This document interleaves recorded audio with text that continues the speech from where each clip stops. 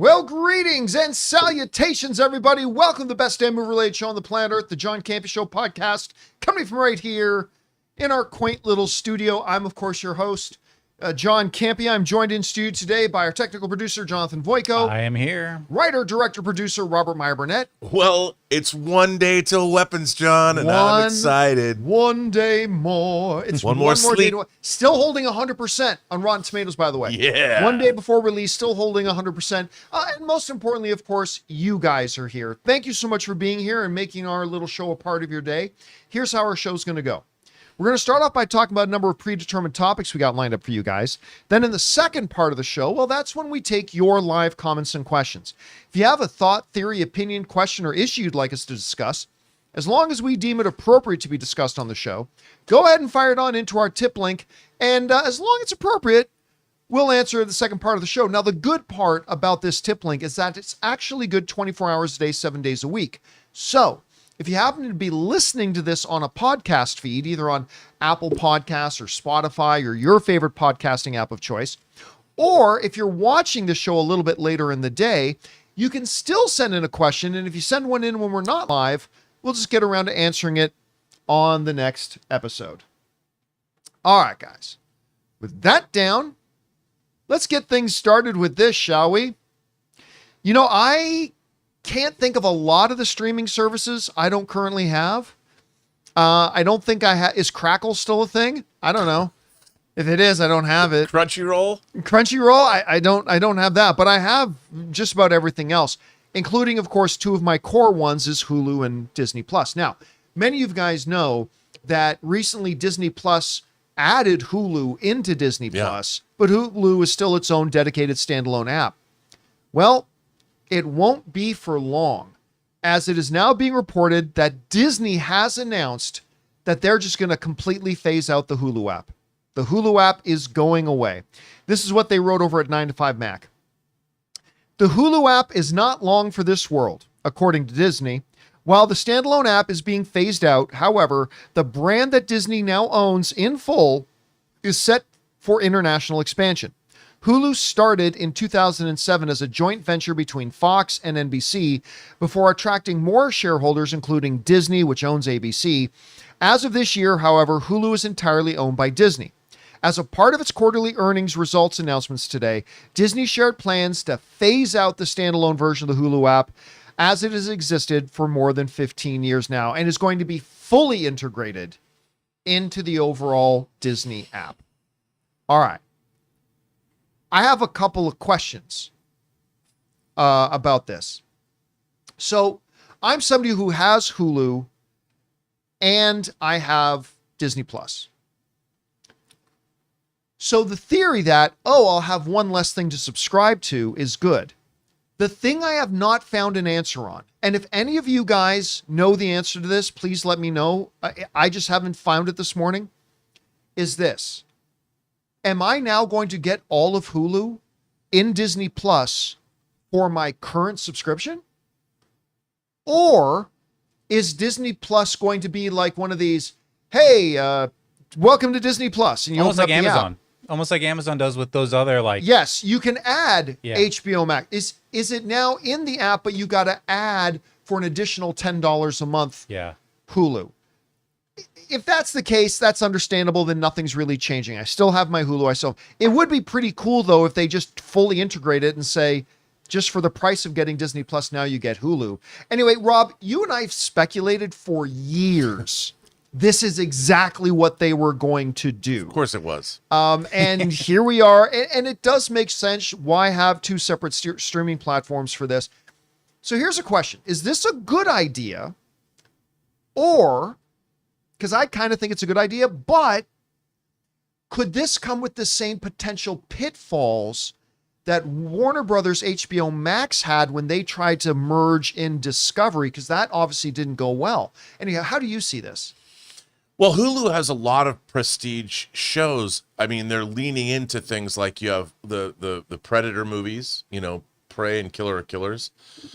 You've got shows, I think, like Devs, and there's all kinds of, between Fox IPs, you're going to have Alien Earth is on Hulu.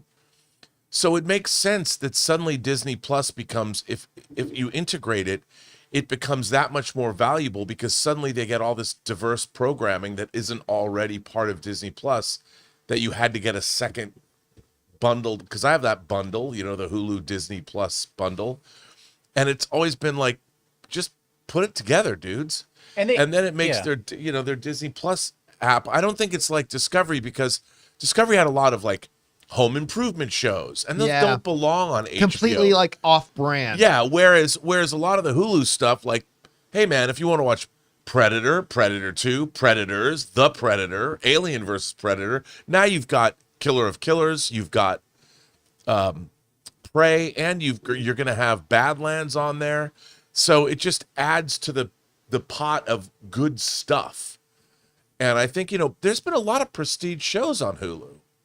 Stuff that I like, Oh, yeah. And the Fox you got all the FX stuff on there as well. Yeah, like you go Fargo. Legion, Fargo, Legion, Sons of Anarchy was on there. Absolutely. Like, so I think it's a good move because the things that are on Hulu are interested. The people that watch like The Sopranos watch Sons of Anarchy if you've never watched it before. Although I think they need this time because they've got to increase their the ability of the interface, because right now, yes, you can access Hulu on Disney Plus.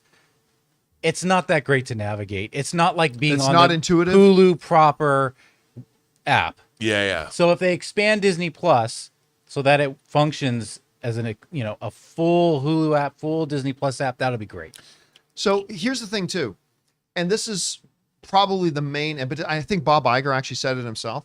What is the number one enemy and obstacle and challenge for all streaming services? Churn, right? We've seen them trying to combat churn by making bundle deals. Hey, get Peacock and HBO and blah, blah, blah. And the study, we talked about this a few months ago, Rob, that study came out that showed it reduced churn by like 70% for people who were using those things.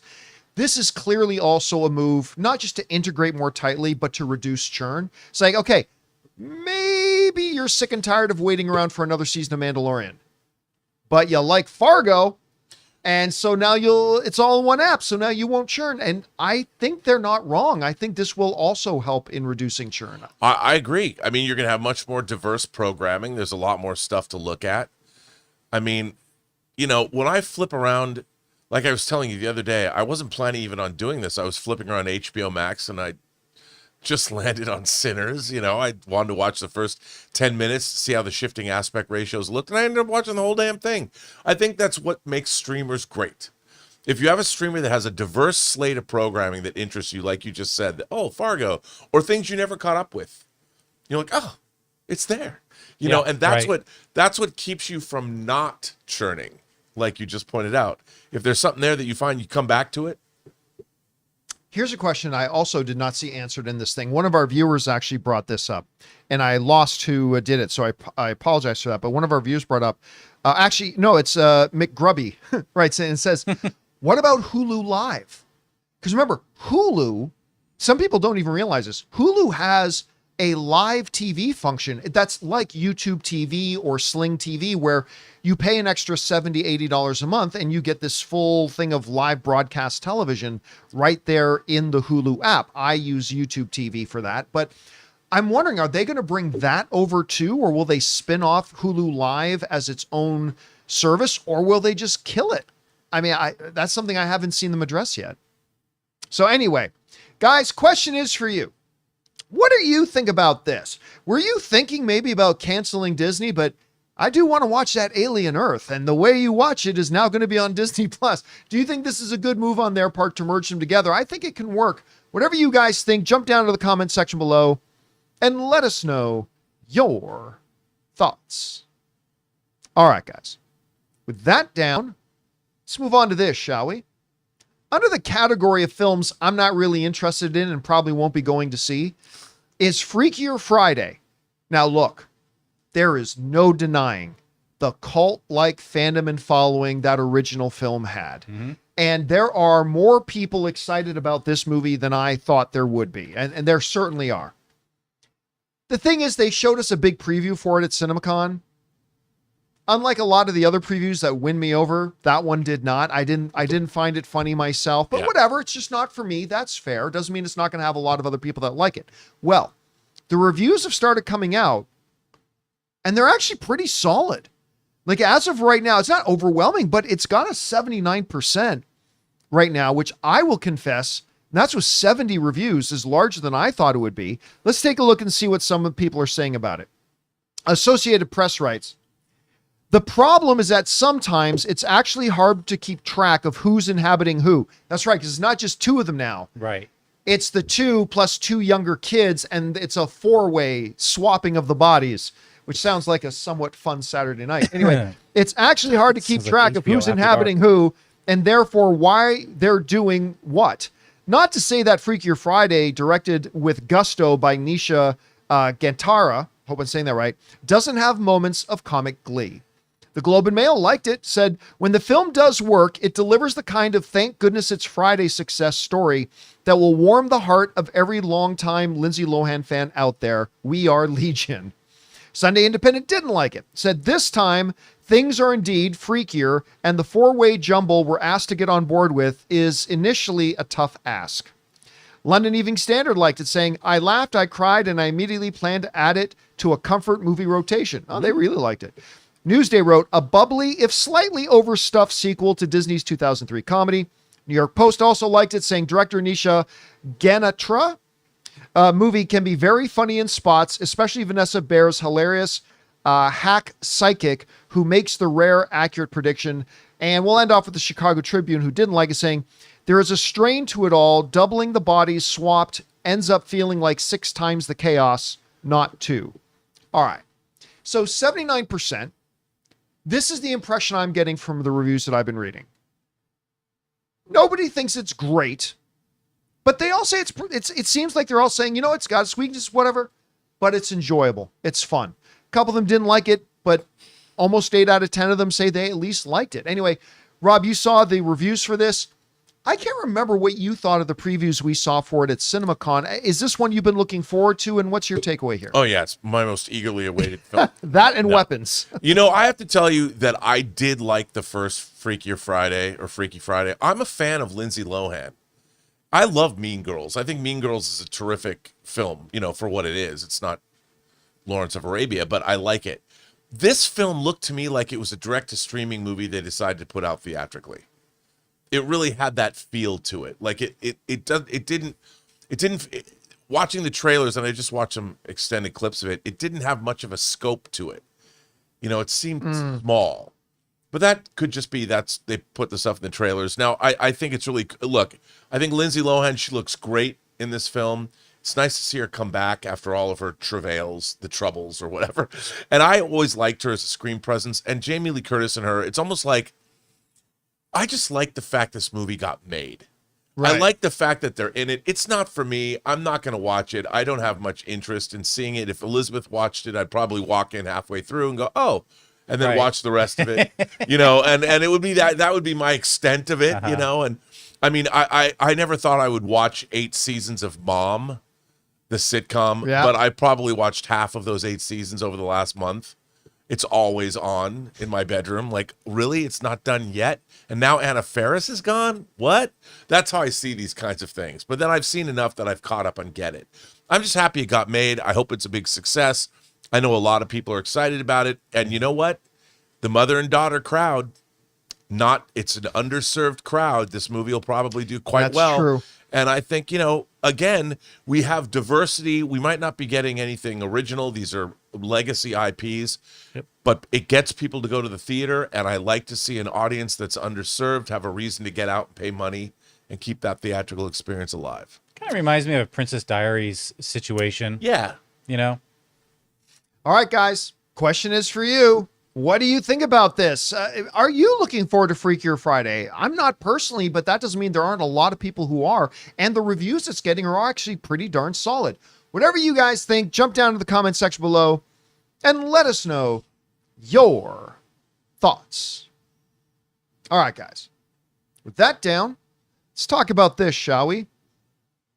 If you've been feeling a little bit of a William Shatner-shaped hole in your heart we might be able to fill it for you. As news has come out that TJ Hooker, that's right, William Shatner's old police procedural, is now coming to Netflix as a movie, as reported here on JoeBlow.com. Netflix to put the cuffs on a new film version of William Shatner's cop series, TJ Hooker. Is comedy making a comeback? After Liam Neeson and Pamela Anderson's The Naked Gun made $28+ million at the box office, and market for procedural comedies is looking up. According to Deadline, Netflix is eager to capitalize on comedy's upswing by giving a green light to a TJ Hooker film based on the 1980s primetime procedural starring William Shatner. Netflix's TJ Hooker film project finds Jared Paul and Andy Mogul writing the script, with Sophie Cassidy and Matt Crespi producing for 2.0 Entertainment, Adrian Iscaria for Prime Universe Films, and Alex Westmore for Valley Vista Films. All right. TJ Hooker is an interesting kind of case study. You know what it reminds me a lot of? It reminds me a lot of Nathan Fillion. And here's and the why. Rookie. When you think of William Shatner, you think of Star Trek. TJ Hooker was actually his more successful show. Yeah. It actually lasted longer. It had, I believe, 5 seasons. Yeah, and Boston Legal too. He probably made more money off Oh, yeah. of And it, then too. Boston, where he actually won Emmys for playing. In the Denny practice Boston and Boston in Legal was Boston Legal. great, though. Boston man. Legal was great. Him and Alan Shore, James Spader. James Spader, Spader. together, one of my all-time favorite TV combos. Gold. But when you think of him, you think of Star Trek. Totally understandably. Kind of like Nathan Fillion. When everybody thinks, when it's all said and done, 20 years from now, and maybe Nathan's retired, maybe he's still acting, whatever, and people look back, they're going to think, oh, the guy from Firefly, the guy from Serenity.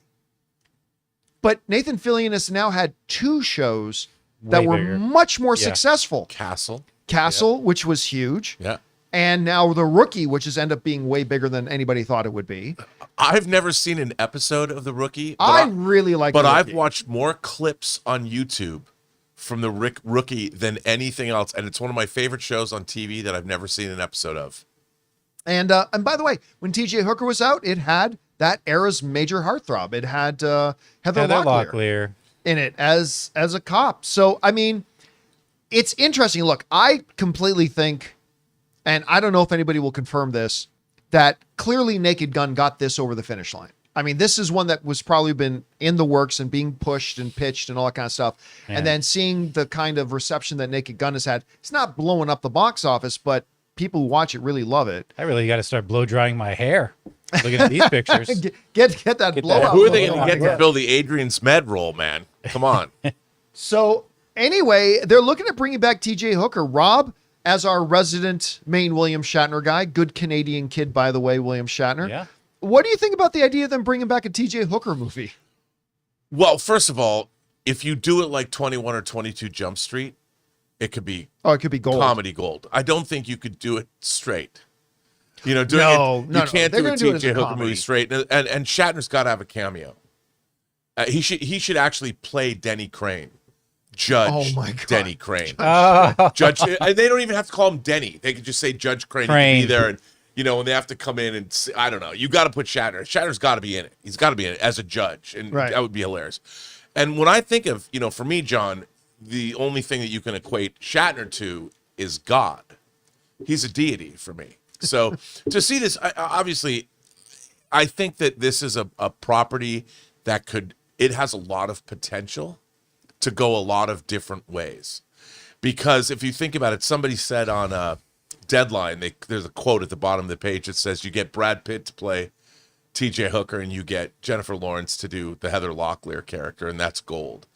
I mean, but that then you kind of got to go serious with it. I think you can't make it. Maybe you could make it. Oh, you can balls to totally the wall make that comedy. But deft comedians. But it's fun. Like, why not do that? I think, you know what? If you saw a trailer for a TJ Hooker movie in the theater, tell me you wouldn't have a smile put on your face. yeah. I mean, If it was done right. Yeah. Oh, absolutely, I would. I told John it kind of reminded me of when Stiller did Starsky and Hutch. Yeah, but hopefully better than that. Yeah, Yeah, but I yeah. mean, you know, Yeah, you needed. I mean, that was disappointing in the sense it was a parody, but it Although wasn't. Snoop Dogg as Huggy Bear was pretty It good. was great. That was the best thing about it. That was inspiring. You brought up Brad Pitt. You know the name? it's very closely connected, but I completely thought this differently. When I saw the news, I thought George Clooney for TJ Hooker. I don't know why, but that name instantly popped into my head. I mean, somebody like that. I mean, you've got to, because the idea of the tough as, like they describe him, this tough as nails cop. Yeah. I mean, I don't know if they want to make it a comedy, but who wouldn't want to watch it? I own the entire series on disc. That actually really, you know what? It surprises me on one end because it's a procedural, which you've pretty much never really enjoyed.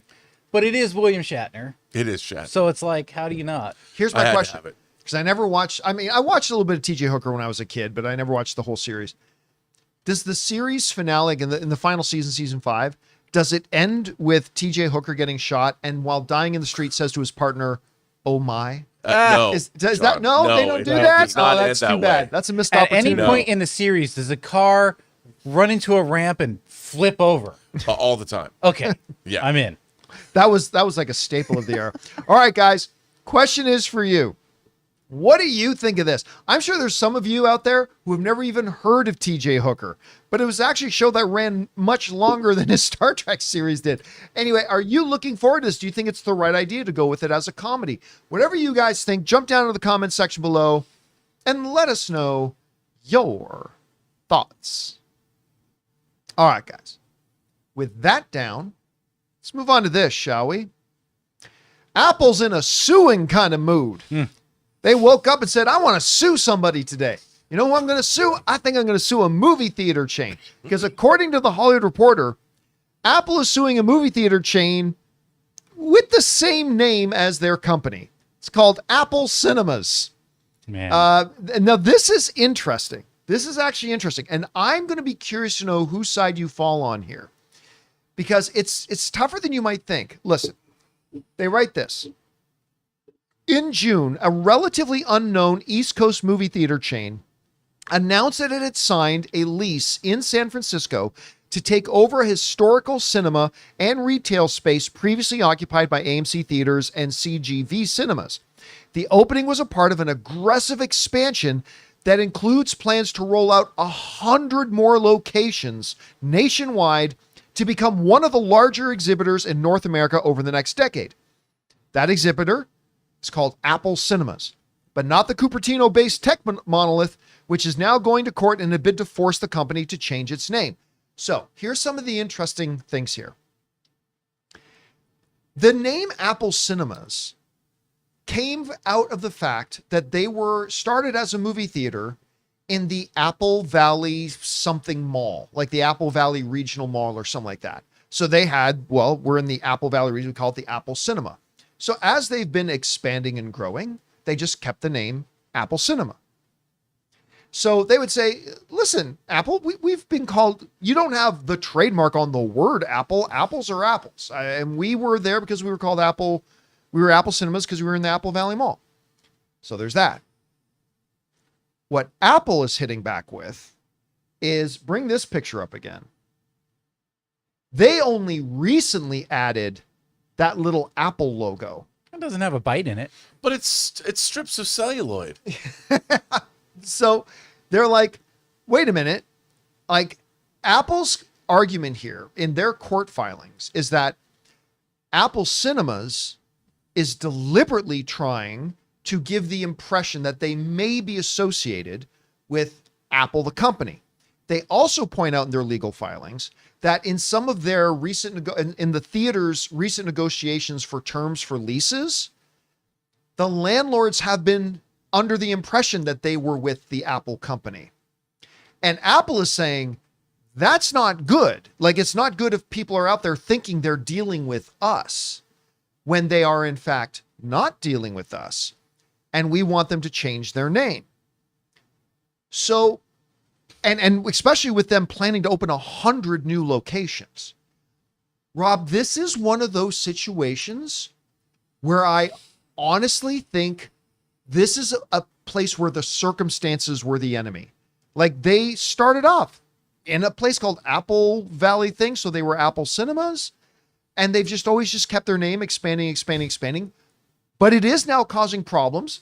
They're not causing them themselves or intending to cause problems, but it is causing some problems and it is causing some confusion. Apple even says in one of their court filings that a landlord gave Apple Cinemas a favorable lease terms because he thought they were associated with Apple. By the way, you know what it reminds me of? Back when I ran AMC's online stuff for YouTube. Yeah, I know what you're going to say. You knew I was going to go there with Yeah. this, right? Constantly people believed we were associated with AMC, the television network. Sure. As a matter of fact, I worked for AMC for over a year before I realized we weren't the same company. Anthony Hopkins. As a matter of fact, one of my favorite things ever. When the first time I meet Anthony Hopkins, go in, shake his hand, and I'm like, I'm with AMC Theaters, and he says something along the lines, I'm terribly fond of I watch the TV network all the time, terribly fond of you guys. And I said to him, actually, common mistake. Even I thought that, but actually the TV network and the theaters were totally separate companies. And he paused for a second and goes, no, I'm fairly certain you're the same company. He was So, very- like, who am I to argue with Anthony Hopkins? He was very convincing. He was very convincing. Yeah. So I just went with it. But I mean, so it kind of reminds me a little bit of that because I even worked for AMC and I didn't realize we weren't the same company. So Rob, I put it to you. They grew their business totally fair, square, and legit, Yeah. but it is causing confusion in the business world. And Apple is concerned that people think they're dealing with Apple when they're not. I don't know. Whose side do you come down on here? Well, first of all, if you're going to go to court, the fact that there is confusion in the marketplace is a very strong indicator. And a very strong argument to make. It's a very strong argument to make. And having gone through, because of our Star Trek fan film, one of the things that I took great pride in is the scene I directed was cited by CBS as creating confusion in the marketplace from the Star Trek we were making to actual Star Trek. And Right. that was the crux of the argument, that we created confusion as to what was real Star Trek and what wasn't. So I would say that, look, the Apple logo, you could say, well, one logo has a bite taken out of it and the other does not. It's not going to matter. It's the landlord thing with thinking they're dealing with Apple. That is where they have I would say, a pretty ironclad case. Not the fact that you want to go up against one of the richest companies that's ever existed on planet Earth. Right. By the way, I want to battle. put this out there. One of our viewers, King Daddy Goat, said Apple Cinemas, that must be from the phone company. If Apple was just a phone company, then I think this is a cut clear thing. But Apple isn't just a phone company now. They're a movie studio. They have a streaming network. They are a production company and in the movie business. So it does create a little bit of confusion. And as a company logo, it looks like they've just taken their Apple logo and turned it into the wrapped up celluloid. No, I think that they should just, apples to oranges. Oh. Make it orange cinema. They just call it not that Apple Cinemas. Not that Apple Cinemas. I mean, look, they're going to have to change it. well, look, They should capitulate. You don't want to go into a protracted legal battle with Apple. No, you What don't. you do is you go, you know what? We're happy to change it. yeah, you're expanding 100. Now's the time to create a new yes. brand identity for And yourself. since we're willing to back our play, or if you want to back our play, we're happy to change it, happy to do what you want. Give us some money. Give us a discount on your movies and we'll put them in theaters. We'll promote them. You had F1 this summer. Why don't we partner up with you guys? There's an even simpler answer here, I think. And I saw one of our viewers kind of mention this as well. Apple should just buy them.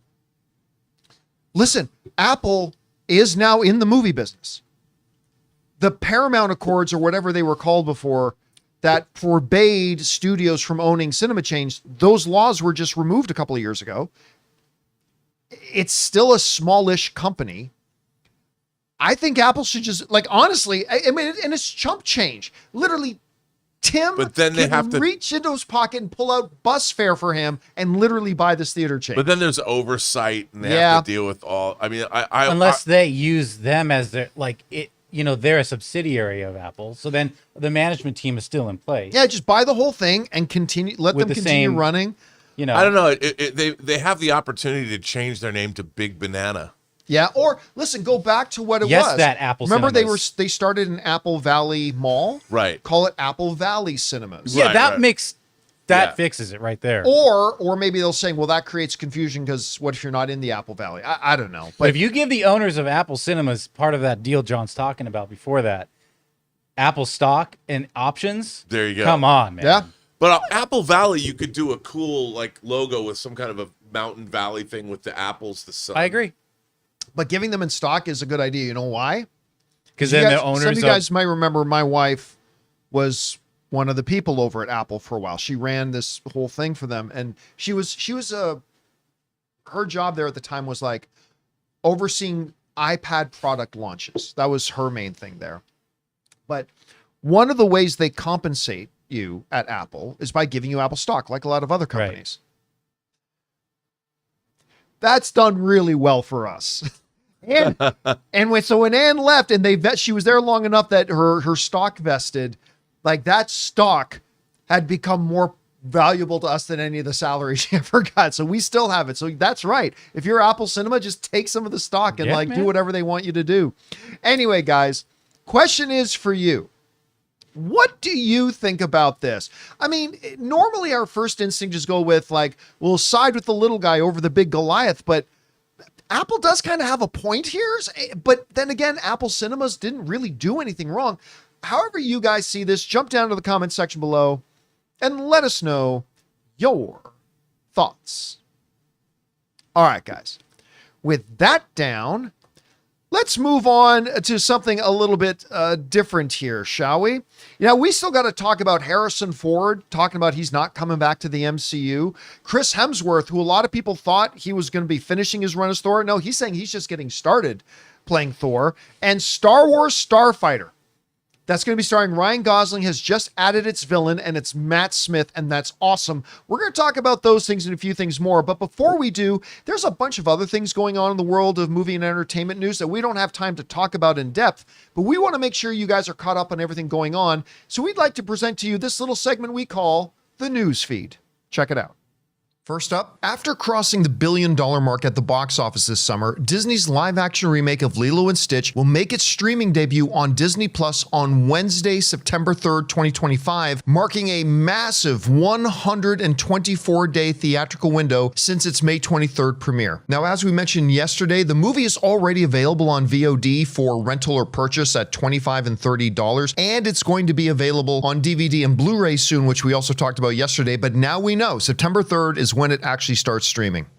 Next up, Brendan Fraser returns to center stage in the newly released trailer for Rental Family, marking his first leading role since starring in the Oscar-winning The Whale. Directed by Hikari, the dramedy follows Fraser as an American actor in Tokyo who takes a job working for a real-life Japanese quote-unquote rental family agency, actors hired to temporarily pose as family members. Initially skeptical, his character is assigned as a stand-in father to a young girl, and over the course of performing the scripted emotional roles for his clients, he begins forming genuine bonds that blur the lines between performance and reality. The movie seems to tackle themes like identity, connection, and belonging. Rental Family is set to premiere at the 2025 Toronto International Film Festival and will open theatrically in the US on November 21st.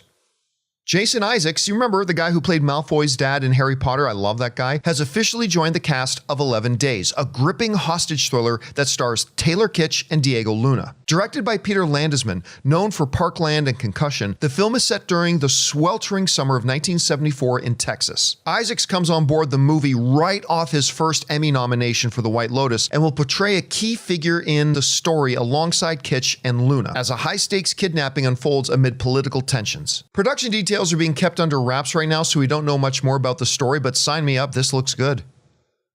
Next up, Francis Ford Coppola, the 86-year-old director behind movies like The Godfather and Apocalypse Now, was scheduled heart procedure after doctors detected what they're calling a mild cardiac arrhythmia. He's currently undergoing observation under the care of his longtime cardiologist and is reportedly quote-unquote resting nicely. Now, he just recently concluded a 6-city US promotional tour for a self-financed sci-fi epic megalopolis and was in Italy scouting locations for a new upcoming film set in Calabria, a project he says will highlight the region's beauty rather than its criminal associations. I hope so. That's where my family's actually from.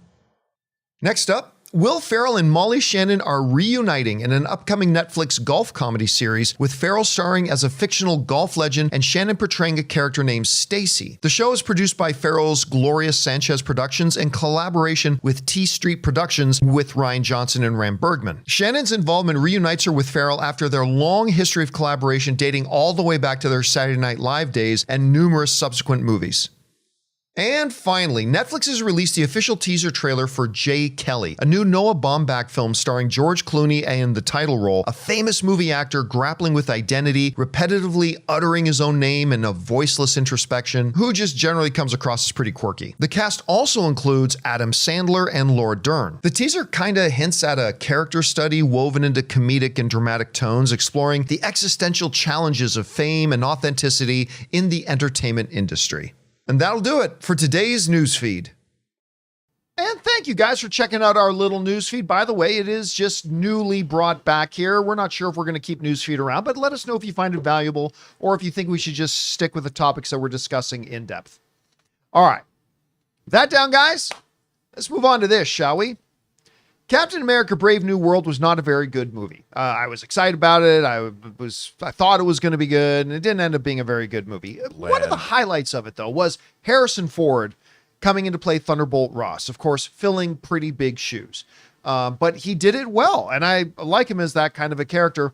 And, of course, we got him as Red Hulk. Now, once that movie ended, a lot of people speculated about whether or not we were going to see him come back, about because they kind of left it a little bit open-ended. There's a lot of different things they could do with him. But apparently, according to him, Ford ain't coming back to the MCU as Red Hulk or anything else. This headline comes to us from Total Film wrote, Harrison Ford has a typically blunt answer when asked if Marvel boss Kevin Feige has persuaded him to return to the MCU. Nope. This is what the article says. It says Harrison Ford had a characteristically blunt response when asked if he's been persuaded to return to the MCU yet. Nope, Ford said in an interview with Variety after the publication asked if Marvel boss Kevin Feige had convinced him to come back for another project. Straight to the point. Ford played President Thaddeus Ross in Captain America: Brave New World, the newly elected president of the United States, who also transforms into Red Hulk. He took over the role from the late William Hurt, who played Ross from 2008 to 2021. And again, it was really interesting hearing Harrison Ford saying, I've got really big shoes to fill. And of course he did. But I thought he acquitted himself very well in the role. And whatever the problems were with Captain America: Brave New World, Harrison Ford himself was definitely not one of them. No. That said, should he come back to the MCU? Honestly, no. His story's done. I mean, his story's done. It ended up with, the movie's been out on streaming now for a while if you want to see it. The movie ends up with him in prison. He reconciles with his daughter. He's done. He's not getting out. He did commit some pretty serious crimes, although in today's world, the president committing crimes doesn't really disqualify him from anything, does it? But in a more logical world, he committed some pretty serious 616 world. Yeah, in the 616 world, he's committed some pretty serious crimes and he's not going to get out. He's reconciled with his daughter. His days as Red Hulk, and we have a Hulk. We have a Hulk. We don't, and not only do we have a Hulk, we have a She-Hulk. And we got a barbecue. And we got a bowl cut wearing Hulk Jr. Yeah, we're set. We got all the Hulks we need. We don't need more Hulks. So listen, whenever you add talent, it's a good thing. Would I be opposed to hearing that, Harrison Ford, one of the greats of the past several generations, was going to come back to the MCU? Well, I wouldn't be opposed to it, but am I totally okay with the idea of him being done? Yes, because the character is done. Thunderbolt Ross has been around in the MCU for a very long time, and his story now has run its course. Anyway, Rob, you heard about this. You surprised at all? What do you think? No, like you said, his story's done. Maybe they could bring him back and kill him. Dr. Doom can kill him or something. No. Yeah, kill Red Hulk. Kill him. Kill the... Yeah, but I think it's okay that it was nice that he filled his shoes. It's nice that Thaddeus Ross got to be elected president. It's nice. I thought... And he was good in the movie. He was a highlight of the film. But, Harrison Ford... man, the man between shrinking and this, and let him retire. You know, but it's great. I think it's fine that we got to see him, and let the man go. The man's done enough. All right, guys. Question is for you. What do you think about this? I mean, listen, we're used to hearing actors saying, oh, no, I'm not going to be in that next movie. And then sometimes it turns out they are in that next movie. But Harrison Ford doesn't seem to be the type to play that sort of game. And so when directly asked, are you going to be in, have you been convinced to come back to the MCU? He said, nope. Yeah, I mean, he's been deposed as president. If you bring him back, what would you do with him? Yeah, we literally met Thunderbolt Ross as a general, Secretary of State or Defense, whichever one he was, moved up to president. His story run is done. Anyway, whatever you guys think, jump down to the comments section below and let us know your thoughts. All right, guys. With that down, let's move on and talk about this, shall we? Many of you guys will remember that a couple of months ago, Chris Hemsworth, most notably known for playing Thor, and he does a great job playing Thor, put out like this video that was kind of like a montage of his career playing Thor, and was just saying thank you to the audience for all the years that I got to play Thor. Just thank you.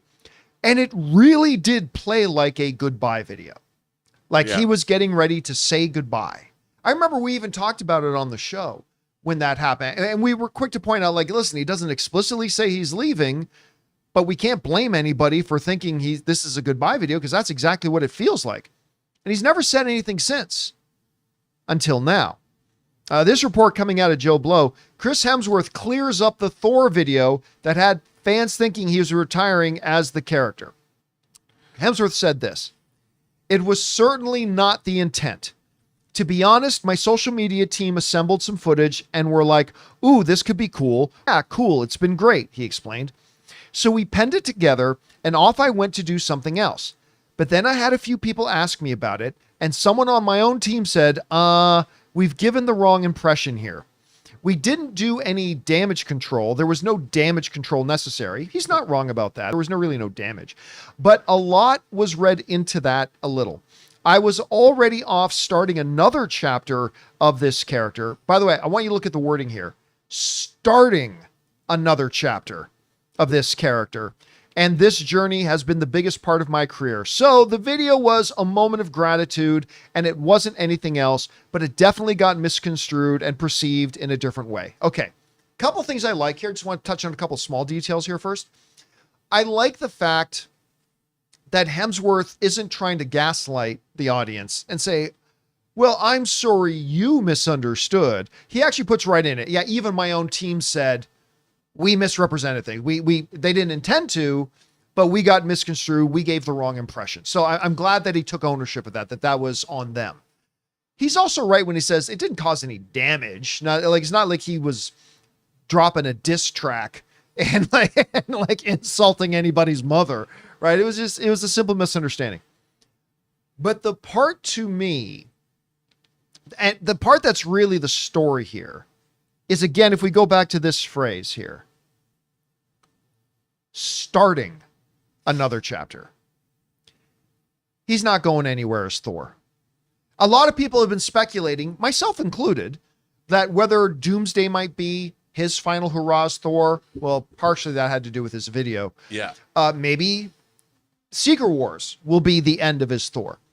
But by him specifically, and granted it's only semantics, but by him specifically using the term, I'm starting a new chapter as Thor, that tells me that he is here as Thor. He will continue to be here as Thor. And I don't think he's got any plans to go anywhere anytime soon as Thor. And Rob, we talked about this a little bit when we were talking about Hulk.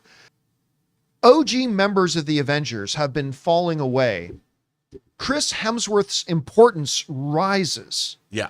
To the franchise as a whole. Like, okay, whatever we think about Thor Love and Thunder, nobody's got a problem with Chris Hemsworth as Thor, right? And I think as Robert Downey Jr. stepped away, and, we had Steve Rogers step away, and Natasha's gone, and whatever, and Hulk is nerfed, the importance of Chris Hemsworth to this universe, I think, just gets higher and higher and higher. So I like reading this, and I think it makes sense, and I'm glad he addressed the misunderstanding here. Anyway, you heard his statement. What's your takeaway from it?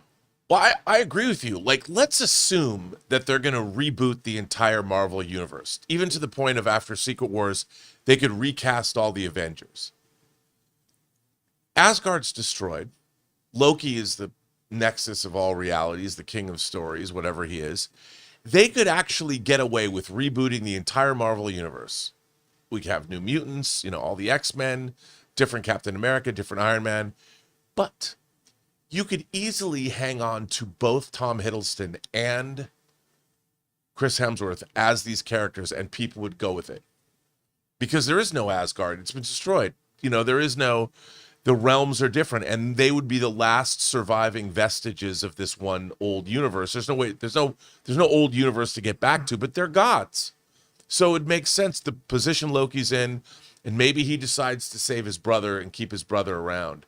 The audience would not object. There's Chris Hemsworth, he's perfect as Thor. And it would be interesting, to see him then have to pull together a new Avengers crew, knowing that there's a new universe and everybody's not the same as the people that he remembered, or do something. I don't know what they're going to do, but I could definitely see him. I mean, he's not stupid. How much money is he going to? Oh, he's seen Robert Downey Jr.'s worth. I mean, he could play Thor for another 15 years. Till he's like 90. Hugh Jackman, Till he's 90. No, I mean, you could see him like Hugh did into his mid 50s, Sure. and then walk off into the sunset or become old Thor. He just keeps aging, and you wind up with a 75-year-old King Thor or whatever. Odin Force Thor. Yeah, I mean, he just gets older and older. And I think that, look, if he likes the workout regimen and he can still handle it, he's got a lot of kids, he's got a wife, he's getting paid. And listen, it's not on the same scale as having on screen Han, Luke, and Leia again. No. But the audience has been wanting, especially after the events of the Loki series, the audience has been wanting to see Thor and Loki together again. They've been wanting to see that reunion ever since, then again, he died in Thor 2, came back. He died in this, came back. But still, ever since the way he went out in Thor or in Avengers Infinity War, I mean, people have been wanting to see that reuniting of the Loki brothers. did die in Endgame, for real. The Loki we have is a Loki from 2012. But it's when still they went Loki. back. Yeah, no, it's still Loki. Loki. But I mean, I think it makes sense. I mean, I have no problem with that. And, it really depends. I don't think Chris Hemsworth ever thought that acting was going to be he's not looking to become the next Marlon Brando or the next Laurence Olivier. I think, if he's having fun, we've got Crime 101, the Don Winslow adaptation. Yep. Coming from Amazon, where he looks like he's kicking some ass as a criminal or whatever he is. As long as he can do those kinds of roles and still play Thor, I think he's a breadwinner. This is a job for him. Actually, I forget, how old is Chris Hemsworth now? He's only 41. He's got 15 good years in him. It's not like he's Mahershala Ali, who's already approaching his mid-50s. Like, he's only 41. Yeah. I've got He 5 can years play on this him. for at least another 10 years. Yeah, Easy. Thor's had a beard, and if his face starts looking a little older, he'll just grow some facial hair. Yeah, why not? It'll be fine. Anyway, guys, question is for you. What do you think about this? Chris Hemsworth has now come out and kind of clarified that video, put out saying, no, that was not me saying goodbye. As a matter of fact, I'm just starting a new chapter as Thor. I take that to mean he's going to be around for a while. And why not? His importance to the cinematic universe has only gotten more important as we've been losing more and more OG members of the Avengers. Anyway, however you see it, maybe you agree, maybe you disagree. Whatever you guys think, jump down into the comments section below and let us know your thoughts. All right, guys. With that down, let's move on and talk about this, shall we? Star Wars. It's fair to say it's a bit of a mess. Notwithstanding, we are all on a kind of a big high because of Andor. I mean, Andor just came out, rocked the socks off of everything, now nominated for the highest honor there is in television, Best Drama Series on TV. Second year, time in a row, it's being nominated for it. Only this time, I think it's got a better chance. I don't know if it's actually going to win, but I think it's got a better chance than it did from season one. I still contend Andor, combining season 1 and 2, is the single greatest thing, anything that's got the label Star Wars on it since the original trilogy. Like there's the original trilogy forever and always, but after that, nothing that has come out from Lucasfilm, either pre-Disney era or after the Disney era, has come close to the quality level of Andor. So we are in a bit of a high. Unfortunately, we also have Book of Boba Fett, and we have The Acolyte, and we have a lot of garbage too, but we do have this. But for those of you gasping for a blessed drop of creative water on your tongue, malnourished and all, crawling through the desert, looking for that oasis, somewhere on the horizon, there's a little bit of a glow, and that glow is Sean Levy, who's bringing us a movie called Star Wars Starfighter that's going to star Ryan Gosling, who's hopping from his spaceship in Project Hail Mary directly into an X-Wing movie coming, and I am all types of excited about it. I'm more excited for it than I am for the Mandalorian movie, to be honest with you. Like, several times more excited for it than I am for the Mandalorian movie. Well, now, the news just got better. According to Variety, Star Wars Starfighter has now added Prince Daemon Targaryen, Matt Smith, the Doctor, as the villain of the film. Goes on to say this: Matt Smith is headed to a galaxy far, far away. The House of the Dragon Star has joined the cast of Sean Levy's Star Wars Starfighter for Lucasfilm. Sources close to the actor confirm. He will appear within the villain role opposite previously announced cast members Ryan Gosling and, oh, by the way, Mia Goth. Lucasfilm could not be reached for comment. This isn't Smith's first brush. This is interesting. This isn't Smith's first brush with the Star Wars franchise. The Doctor Who alum was previously cast in The Rise of Skywalker, but ultimately didn't appear in the film. We were close to being in it, but it never quite happened. Basically, he goes on to say that the character he played got written out of the movie. Yeah. That they just realized the character they were going to have him play wasn't needed.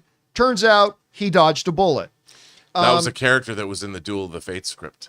Oh, was it? Yeah. I didn't realize that. A Sith teacher. Now look, it's not like Matt Smith hasn't played a villain before, right? We know he was the bad guy in Morbius. That didn't save the movie. But Matt Smith, who's famous for even talking about, I was shooting the movie and I didn't know what the movie was really about. I mean, it was kind of crazy.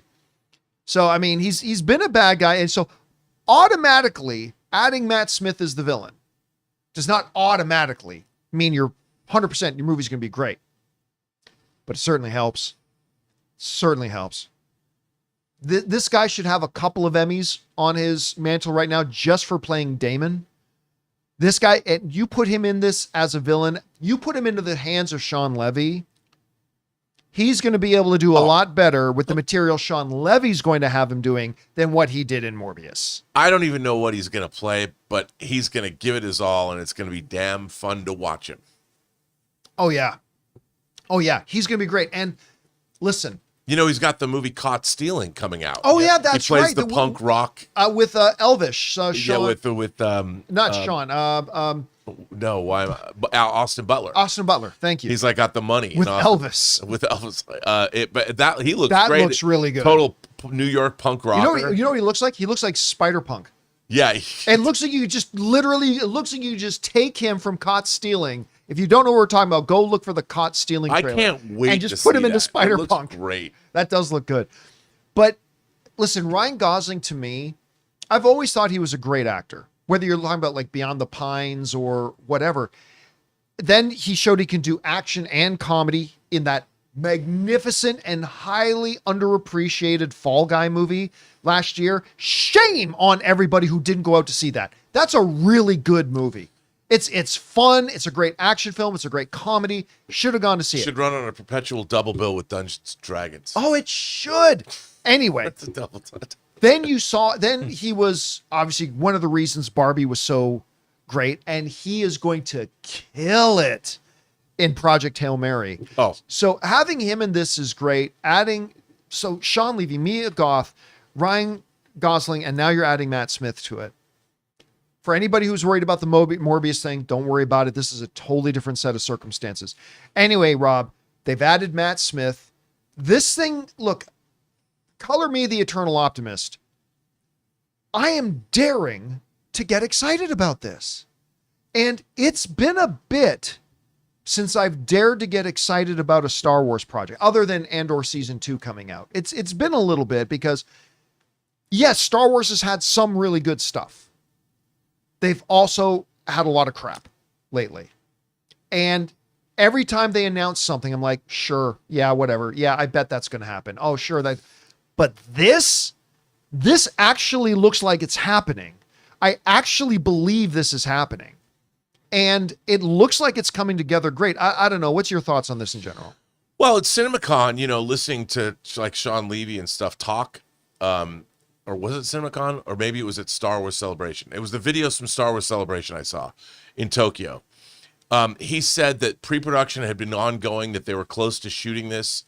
And it sounds to me like they really have a good project. At least, look, what's he going to say at Star Wars Celebration? But it seemed to me like they were excited about it and they had a good take on it. I mean, that's, again, it comes down to authorship and if it's a good script. I mean, in my mind, The Mandalorian and Grogu does not excite me. To see what I could have seen, what I've been seeing on television turned into a movie is fine. But last time I was really excited for something like that, I got the X-Files movie, and it kind of torpedoed the X-Files mythology for me. So I'm not exactly chomping at the bit to see Grogu and the Mandalorian. I'm just not. I'm sure it's gonna be fine.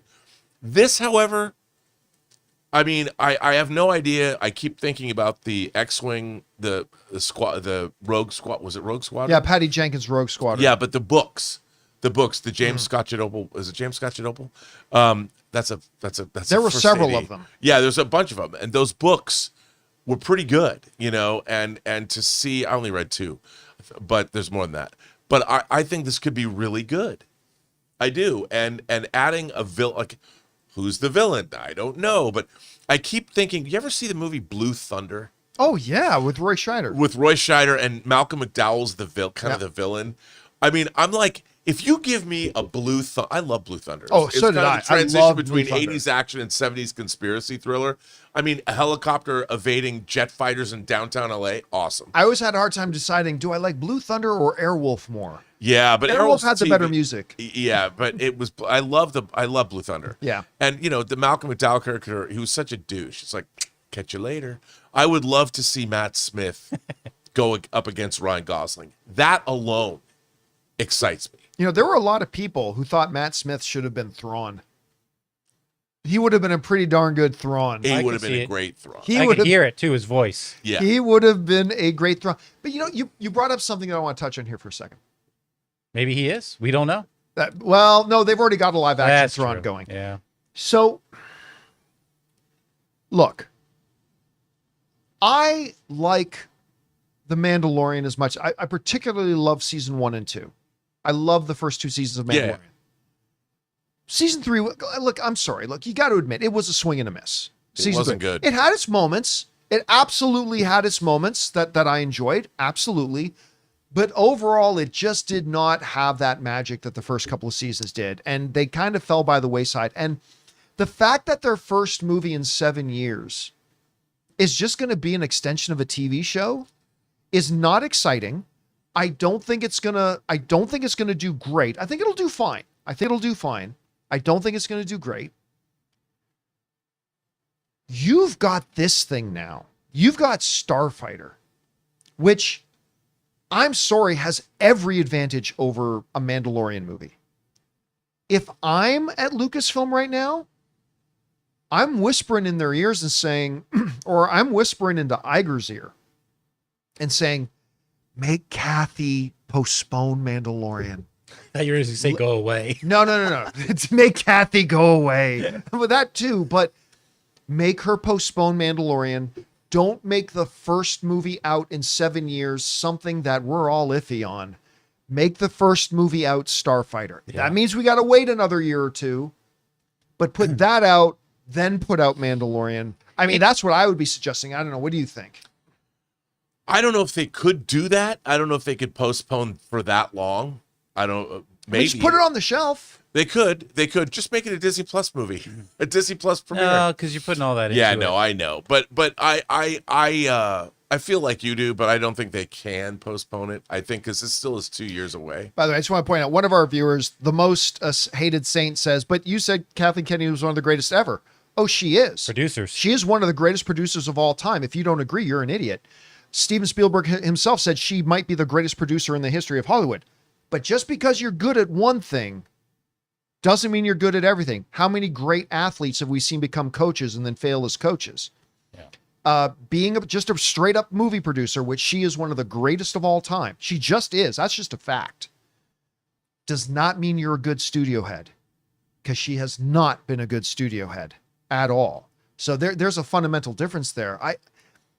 I just worry, Rob, with the precarious position that the Star Wars reputation is in right now. Coming off a high with Andor. Sure. My worry is you now make your first theatrical film in 6 or 7 years, Mandalorian. I'm worried that that's a step in the wrong direction. When you got something fresh and new and exciting like Starfighter, I'd say make that follow up Andor. Also, they're coming off of season 3 of The Mandalorian, which wasn't great. No. It didn't show, and I've never seen, by the way, I'll go out on a limb. There's nothing in the entire production of all 3 seasons of Mandalorian that convinced me that it should be a feature film. Not the writing, not the scope of it. I thought it was all very much perfunctory. It was good. It never reached great heights. It was really good, but not feature film. It never graduated. I would not pass. For me, The Mandalorian's still middle school. And here's the other thing I'm worried about. Not everybody has Disney Plus. Not everybody has watched The Mandalorian.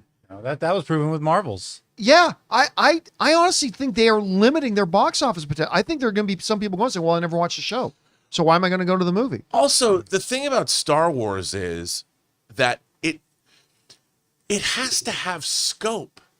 You know, the idea that Star Wars was a universe at war. The rebellion, the empire. I mean, there's something... The Mandalorian and Grogu, by its very conception, is one dude and Grogu. Like, wandering around in his N1 dilapidated Starfighter. Like, what... Are they going to get involved? What are they going to do? Break some guy out of prison? Like, where's the scope? I'm sure they have a movie-worthy story. But unless they convince me of that, I'm like, I don't care. You know what the one thing they got going for it, though? John Favreau. Yeah. Like that's the one big catch-all for me here, right? From completely descending into despair about the idea of this movie is that it's got John Favreau. And if he's it's a got writer, and they know what they need to do. And hopefully they workshop the script, and it's great. And if it's John Favreau, then it's got a chance to be really good. Hopefully. But until you show me a trailer, I just don't care. Right. Right now, if somebody said to me, "Are you excited to see a Mandalorian and Grogu movie?" I would have to say, Yeah. well, you saw the little tease that got put out, right? "Yeah, it was pretty cool." It was pretty cool. But it just felt like I was watching a commercial for the next season on Disney Plus. That's how I felt too. It looked very kind of gimmicky. Walkers in the snow, and they're okay, and one falls off a cliff. I'm like, I don't. What I want is the big idea. What is the idea of the Mandalorian and Grogu? And I'm sure we'll find that as we I'm get sure closer. we'll get it. But right now, I'm like, whatever. Right now, I got to tell you, my Star Wars focus is completely on, well, 2 things. Getting an Andor season 3, which can't happen, obviously. But so that's never going to happen because you have to change canon. But honestly, my Star Wars focus right now is on Starfighter. That's where it's my complete focus is on Starfighter. And I'm curious, is it a retooling? Was there work that was already done on Patty Jenkins' Rogue Squadron, and they were able to port it over and turn it into this? That's Maybe. I mean, if they paid Patty Jenkins Yeah. for the work, then it belongs to them. Yeah, So, I wonder if she's going to get like an executive producer credit on it. I or wouldn't be something. surprised. I wouldn't either. anyway, guys, question is for you. What do you think about this? It's official. Matt Smith is going to be the villain of the new Sean Levy, Ryan Gosling, Mia Goth Star Wars film, Star Wars Starfighter. I love the addition. This is the thing in the Star Wars universe right now I'm excited about. I'm having a little bit of a hard time mustering a lot of enthusiasm for the Mandalorian movie, even though it's Jon Favreau. That's the one thing it's really got going for it.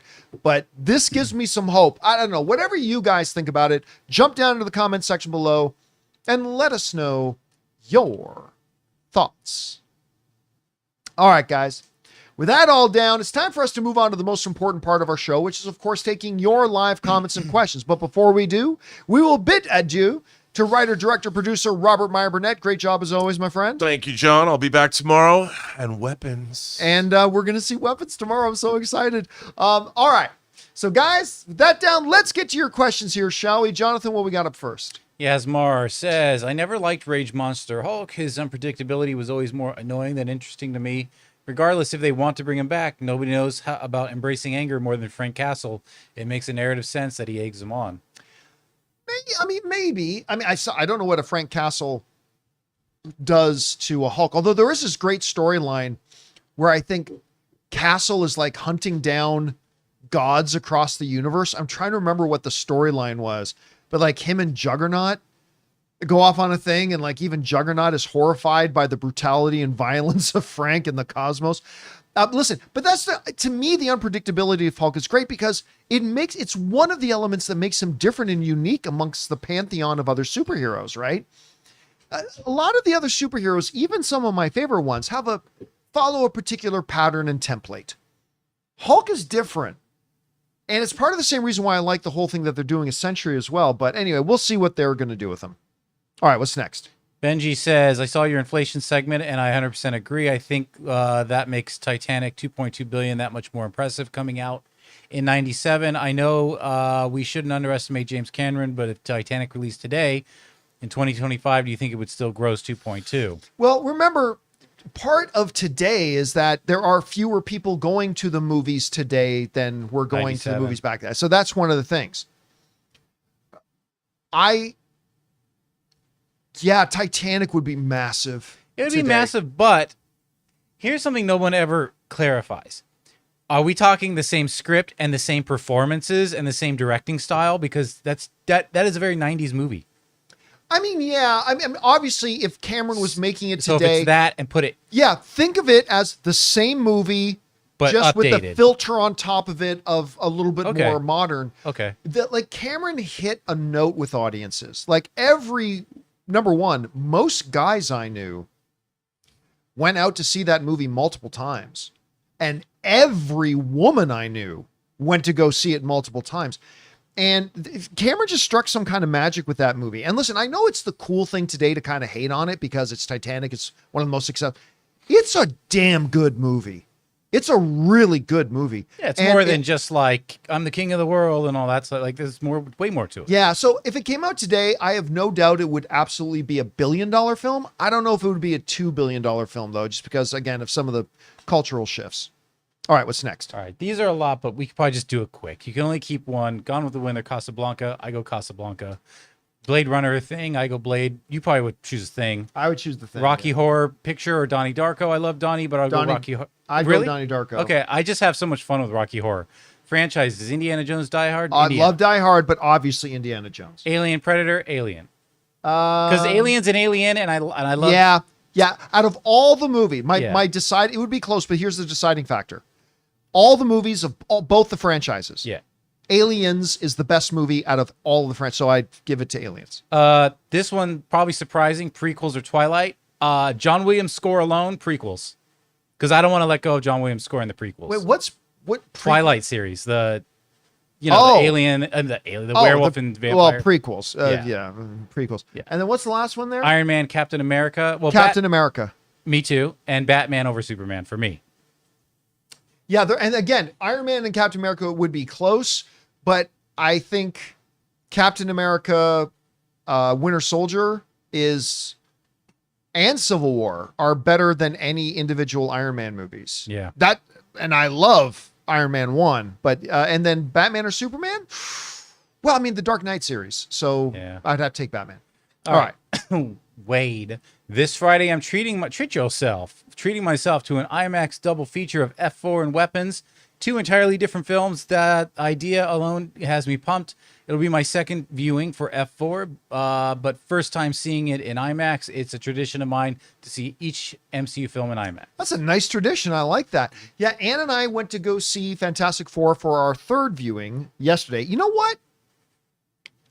I like Fantastic Four a little bit more every time I watch it. I haven't seen it 6 times. I've seen it 3 times.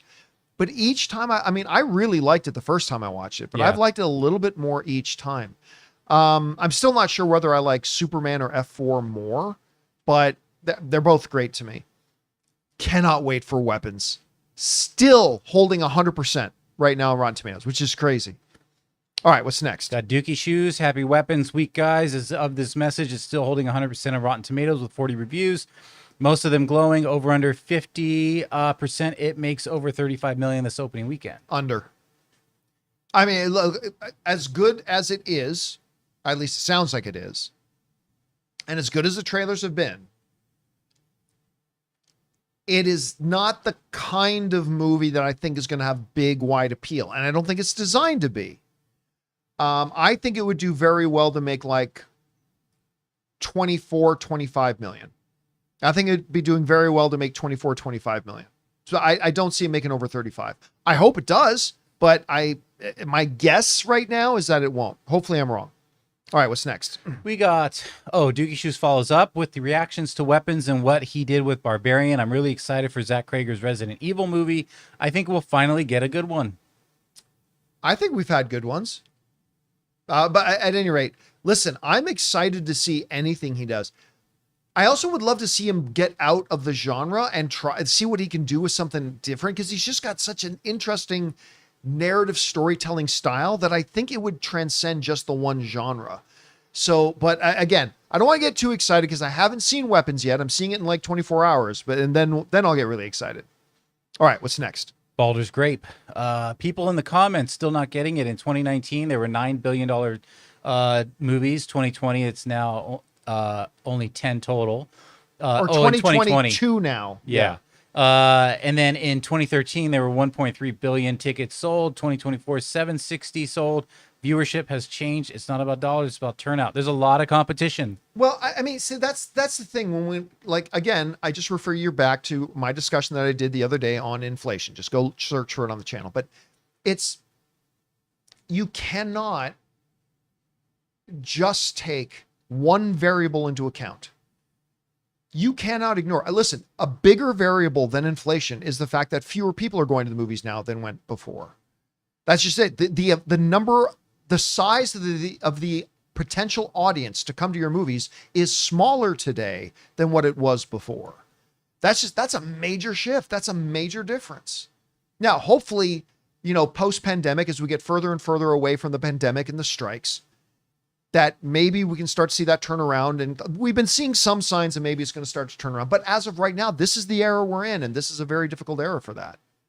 All right, what's next? We got Mike P. Hey, crew, watched 10 movies in July. My favorites were... Nice. That's a lot of movies. My favorites were Superman and F4. Worst were 20 weeks later. And A Space Odyssey. It must have been a re-release. I get why it's revered, but it was just slow lingering on shots that didn't matter. Well, they matter. They very much matter. It's a film to be analyzed. Bring Her Back messed up my wife. Great film, but never again. Hey, Yeah, I gotta say, see, it's weird to say. People misunderstand disappoint with bad. And that's not necessarily true. Like, something can still be good yet be disappointing.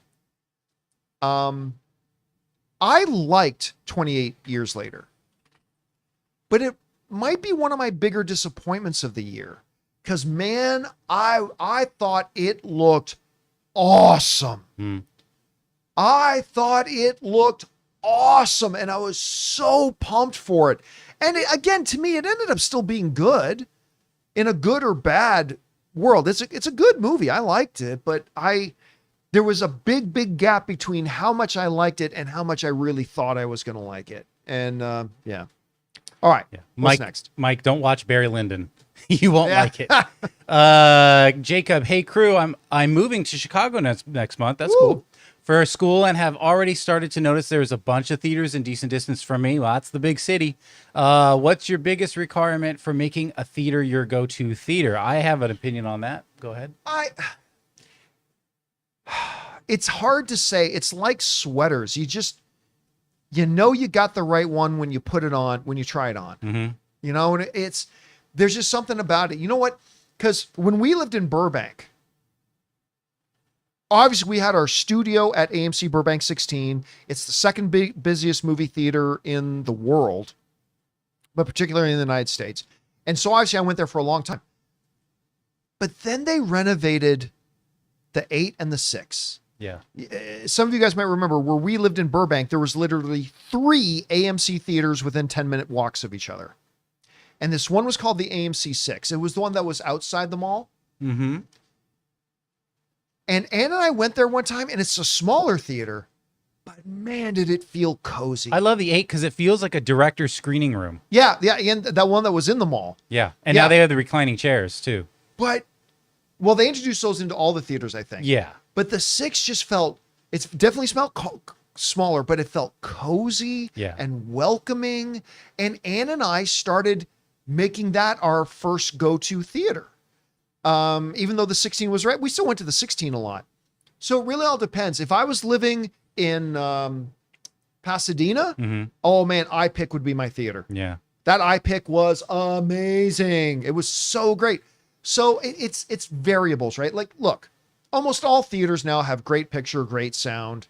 Hopefully comfy seats. That's a high priority. Comfy seats is a high priority, preferably leather recliners.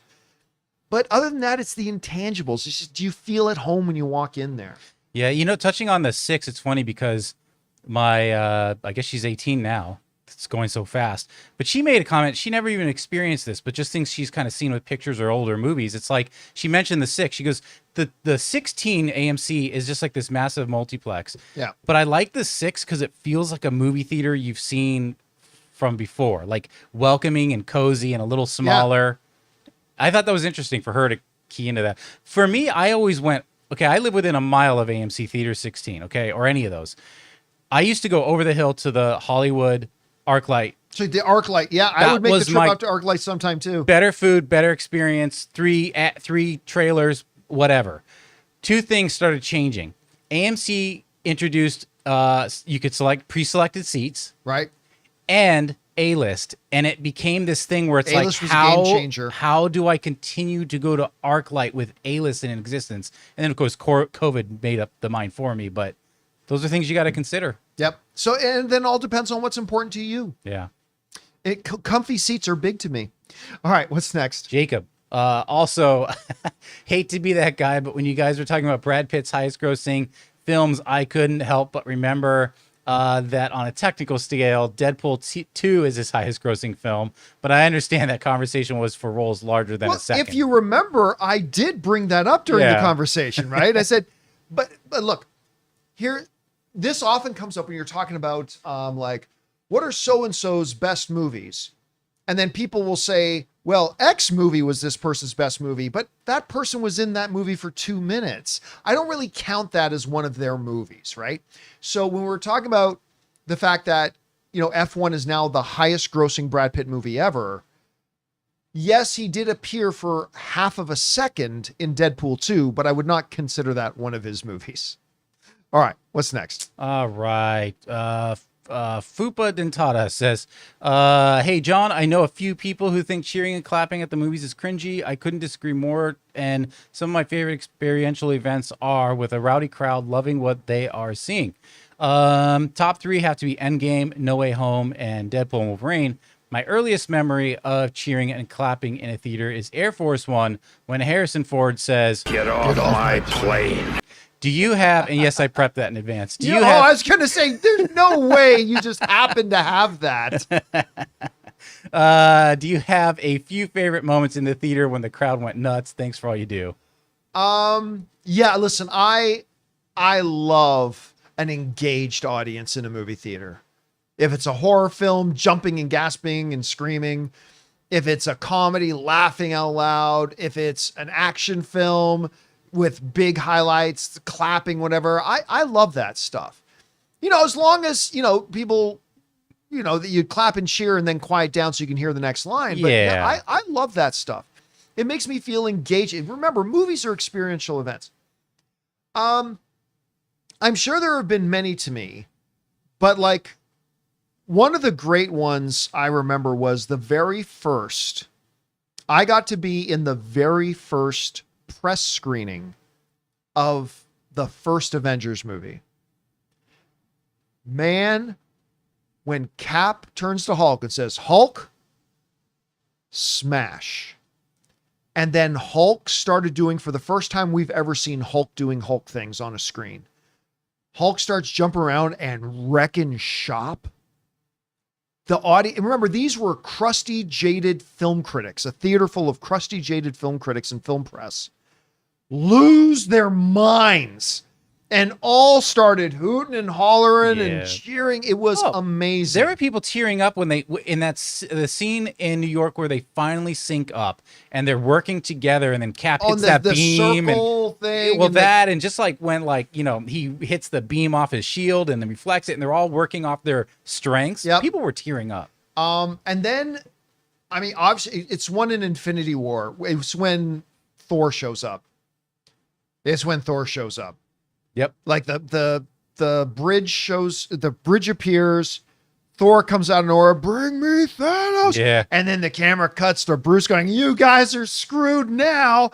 And like Thor just starts like, that was an amazing moment. A same movie. Steve emerging out of the shadows when Vision and Wanda are fighting off. I forget the names of the Black Order members. That was huge. Of course. I love those moments in theaters, not just for what's happening on screen, but for when it elicits that reaction from the audience. All right, what's next? All right, we got Gator. I hate to say, but I didn't like the new Naked Gun. It went too AI sci-fi futuristic route. Naked Gun is funniest when you have the buffoon cop out of place in a somewhat normal world. This one was a buffoon cop in a super goofball world. Neeson was great though. Yeah, I don't agree. Listen, for me, the third act, the last half hour of the movie lost steam. 100% it did. But I laughed so hard in the first two acts that was fine. That by the end of it, I was still smiling and giggling and laughing. But listen, that type of comedy, all comedy, but specifically this kind of comedy, is definitely going to hit everybody differently. Like, it is definitely not for everyone. The original Naked Gun was not for everyone. But I also kind of push back. Like, I get what he's saying, but I also kind of push back on there was definitely a goofball world in the original ones. I mean, when he's 100%. breaking up that heist and they just accept that, you know, he bonks his head and they're like, no, the way they react is like they're in care. You know, it's like that would never happen. No, so here's a great example. There's that one scene. Because it's not like the original Naked Gun was just, he was the oddball spoof part and everything else was a regular world. It's never like it. Remember that one scene when he's doing the investigation, he goes, have you seen this guy? I don't know. My memory's not so good. And he gives him money. Well, maybe this will refresh your memory. Yeah, maybe. Why is this guy a cop? And then Leslie Nielsen says, I don't know. My memory's not so good. And the guy hands the money back to Leslie Nielsen. Yeah. Like, so even the old Naked Gun films was not. I mean, follow that car and it's a student driver. I mean, you know. Yeah, I would say they've always been like that. Anyway. All right, what's next? Funko Pimp. WB should have put out the 3-hour cut of BVS in theaters. It makes more sense by showing how Lex used lead to hide the wheelchair bomb. His plot to frame Supes is fleshed out. Has Clark doing investigative journalism, shows Batman stealing kryptonite and his ass. Wasn't necessary. Not at the... look, I like the longer, whatever they called it, the ultimate cut, the super cut, whatever they called it. It was also R-rated. That would have hurt him in some ways too. I don't know that it was R-rated. The extended cut was R, I think. Are you sure? But BVS? Batman vs Superman? I could be wrong, but well, I mean, since it never played in theaters, it never got an MPA ratings. But I mean, none of that was worth it at the price tag of making it a 3-hour movie, which we know turns some people off and turns some audiences off that don't want to go see it. It limits the amount of screens you can play. I'm just saying that the little benefits that there were in Batman versus Superman, the extended cut. It smoothed over issues. Not the main issue for me. Yeah. And for a lot of people. I remember, I like the movie, but I totally agree. But it wasn't worth a 3-hour cut time. It just wasn't worth it. But I really did enjoy his Justice League that was extended into the parts that were on HBO. Yeah. But my one big problem with the Zack Snyder extended cuts, both for Batman versus Superman and for Justice League, is they're not re-edits. They're literally just the same movie, except back up a dump truck of more footage, and just particularly with Batman versus Superman, nothing was cut out. It was just add more, add, and just drop more stuff in it. And that's why I've got a friend, somebody I know, who did what they called the Arkham cut of Batman versus Superman, where they took the existing movie and all the extra footage, took some stuff out, rearranged it, and made the best version of Batman versus Superman. If you can, I don't know if you can find it online. If you can, it's called Batman versus Superman, the Arkham cut. It is absolutely the best version of that movie. But like, I wish Zack Snyder, instead of just backing up a dump truck and dumping more footage into it, would have actually been a little bit more precise, like gone in and recut the movie to make a better movie instead of just add. And again, there were benefits from the additions, but I don't think those benefits were worth the price tag of a 3-hour runtime, which would have hurt the movie even more. Anyway. All right, what's next? Raymond says Apple Cinemas has just bought the AMC Van Ness property here in San Francisco. AMC didn't continue with the 14 cinema property when it closed prior to the pandemic. Korean CGV bought it, but closed after the pandemic. It's great because it's a walk away. Well, we were just talking about that.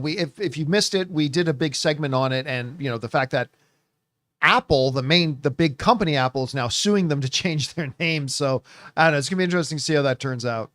All right, what's next? Jason had a random thought today. Does the MCU have confidence in Tom Holland? Tony was there for the first 2. Doctor Strange was there for 1. Hulk and Punisher for the 4th. Do they not think Holland can lead a movie on his own? First time tipping. Great show. That has nothing to do with Tom Holland. That has nothing to do with Tom Holland. That's the story they had. It wasn't, gee, I don't know if we can do. Remember, with Spider-Man, it was like the 3rd reboot of the character in a short number of years.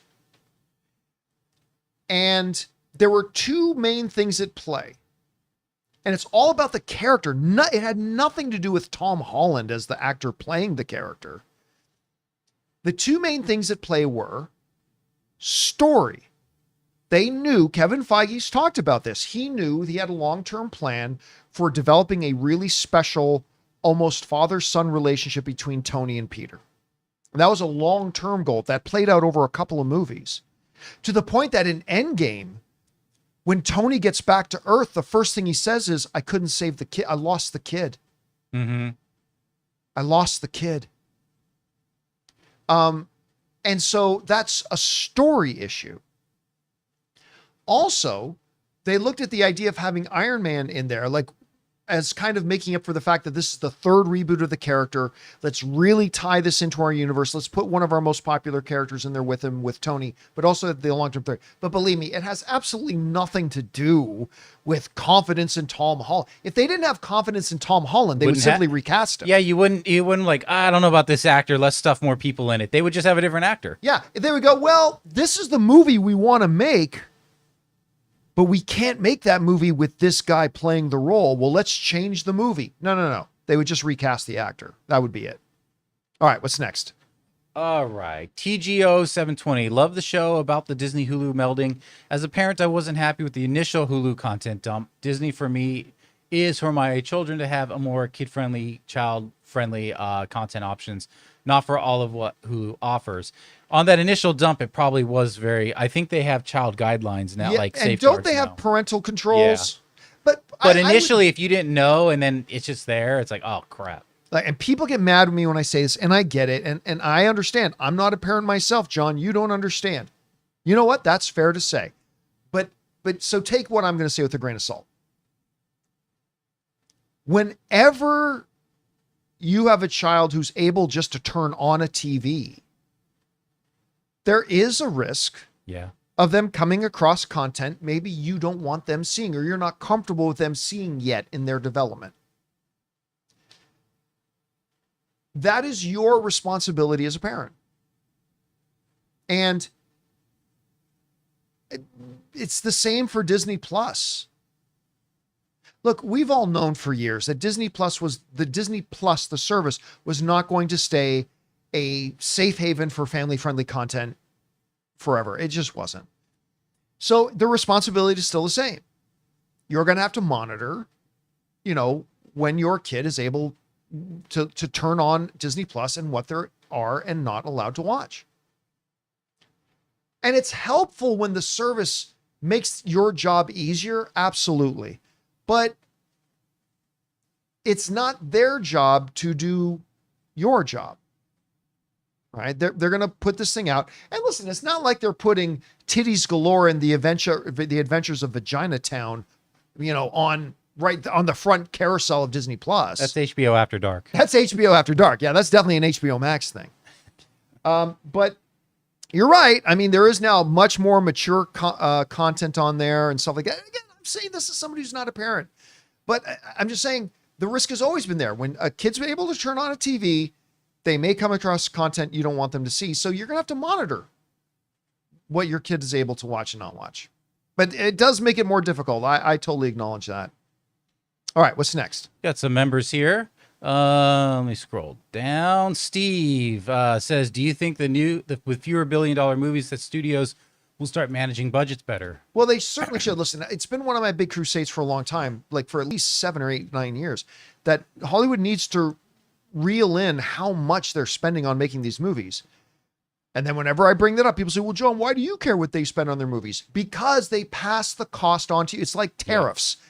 The cost is passed on to you and me. Right. We're the ones who pay for it. When studios overspend on making their movies, you and I are the ones who pay for it. As spending goes up, that means studios need to recoup even more money. If we don't have more people going to the theater, how do they recoup more money? By charging the people who are going more. And the ticket, we were talking about the other day, the cost of tickets, of movie tickets, has gone up exponentially faster than inflation has. Outpaced it, yeah. Right? Yeah. We talked about this. Back in 1940, when Gone with the Wind was in theaters, it cost 25 cents to go to a movie. Do you know what that 25 cents from 1940 is worth in today's dollars?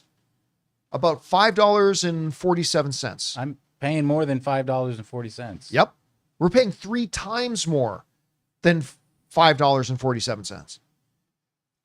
That's because the studios spend more and more and more. So yeah, I really do think they need to start reeling in how much. That's why yesterday when we were talking about Heat 2 that they're making. That came to my mind too. Warner Brothers is telling Michael Mann, no. There was a time when to have a $200 million budget. There was a time that would have been greenlit, not too long ago. There was a time it would have been greenlit like that. Yep.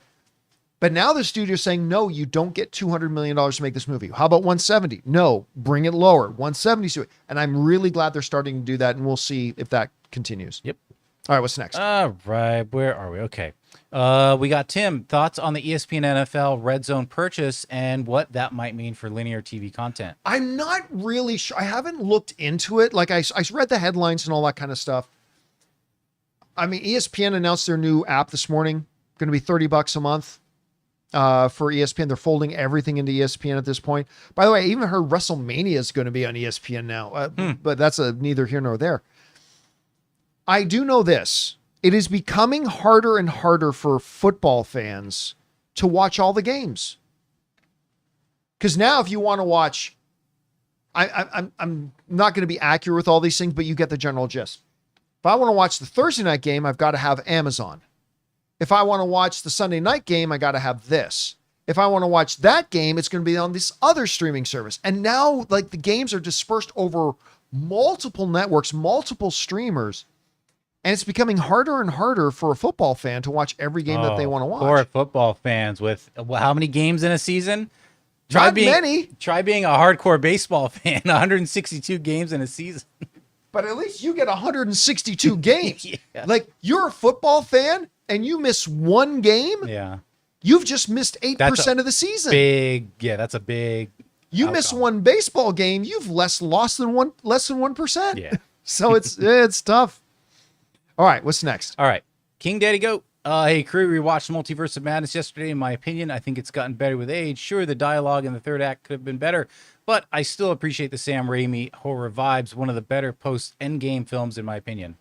Yeah, I like I do too. Multiverse of Madness. I don't hate on it at all. No, I remember at CinemaCon, they showed us the first 20 minutes of the movie. And the first 20 minutes was great. I don't think the rest of the movie was as good as the first 20 minutes. And I don't think it's one of the better Marvel movies overall, but I still thought it was a good film. Not as good as I was hoping, not as good as the first 20 minutes, but I still thought it was a pretty good film overall. Definitely had its problems, for sure, but still a pretty good movie overall. Mm-hmm. All right, what's next? DAL official says, hi, John and crew. If you could go back and watch a movie for the first time again. Star Wars. I know, right? His would be Chronicles of Narnia, The Lion, Witch, and the Wardrobe. That movie sparked my movie lover heart, and the BTS documentary was incredible and made me fall in love with how movies are made. Check out the BTS for Lord of the Rings. Oh, yeah, the BTS stuff on the Lord of the Rings is fantastic. Yeah, I mean, obviously Star Wars. Star Wars would be the one for me. That would be absolutely my number one. All right, what's next? Happy Hump Day from Isaiah. Just curious, but if only one GOAT of movie music could exist in all of their past work, which would you choose? John Williams or Oh, that's easy. John Williams. John Williams. Lin-Manuel Miranda is great, but he's only getting started in movies, right? And he's not a composer per se. So yeah, that's and I love. Don't get me wrong, I love Lin-Manuel Miranda. But I thanks think for the he's easy great. decision. But John Williams, obviously, yeah. All right, one last question today. All right, Mark W says, what is a movie you think would have done substantially better if it had been released in a different era? Be it an old movie released more recently or a new movie released in eras past, inspired by your discussion on Gone with the Wind. Two movies come to mind. I mean, but again, to Jonathan's point, with the filter layer of being made there would also be made today. Right. Right. I have always said Mystery Men was way ahead of its time. Mystery Men was way ahead of its time. It was a movie commentating on and spoofing a bit on the comic book genre before there was really a comic book genre. Right. I think that movie was way ahead of its time. I think if it had come out in like 2018, 2022, I think it would have done much better. Much, much better. Because I think Casanova Frankenstein belongs right up there with General Zod, Thanos, and Killmonger as the greatest comic book villains of all times. Nemesis. Ever. The second one we were actually just talking about. And we've talked about it before the show started, The Last Starfighter. The Last Starfighter is also ahead of its time. Yeah, kids liked video games when it came out, but video games were not an obsessive, massively popular thing that it is today. And like we were just talking literally before the show started today, that where is the Last Starfighter remake? If there was ever a movie that needed to be remade, it's The Last Starfighter. So yeah, those are the ones that I would say. All right, guys. And that'll do it for today's installment of the John Campea Show. Thank you so much for being here and making our little show part of your day. Big special thank you to all you guys who sent in questions. Number one, because you gave us great fun things to talk about. But number two, you supported this channel as you did it. And all of us involved with the show, thank you guys so very much for your support. Also want to thank Robert Meyer Burnett for being here, our technical producer, Jonathan Voico. See you guys later. My name's John Campea, and until next time, my friends, bye-bye.